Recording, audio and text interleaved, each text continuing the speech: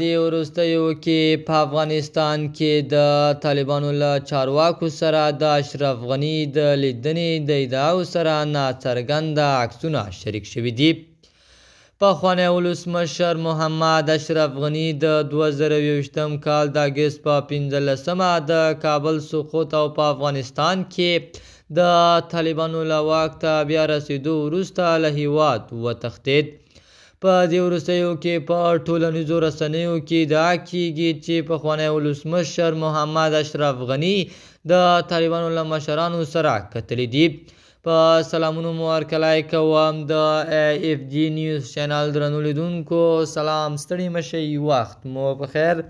پام راګرځوم د دې ساعت مهم خبر ته او په سر کېدونه کوم ملګرو که مو چینل نه وي سبسکرایب کړی د مهمو خبرونو لپاره در سره اف جی نیوز چینل په درنښت سره سبسکرایب کړئ. د فیسبوک پوسټ له مخې طالبانو په رسمي ډول پخواني ولسمشر محمد اشرف غني ته د نوې دندې بلنه په هر صورت د فیکټ کرسنډو موندنې ښیي چې له طالب چارواکو سره د اشرف غني د لیدنې ادعاوې جعلي دي او شریک شوي عکسونه پخواني دي.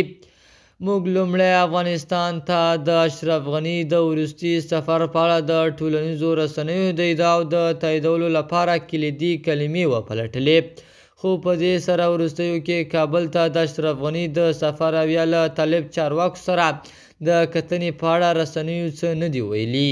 موږ د پخواني ولسمشر اشرف غني د ټولنیزو رسنیو اکاونټونه هم کتلي، خو د نوموړي د افغانستان ته د کومې وروستي سفر یا د کوم پلان په اړه څه نه دي ویلي.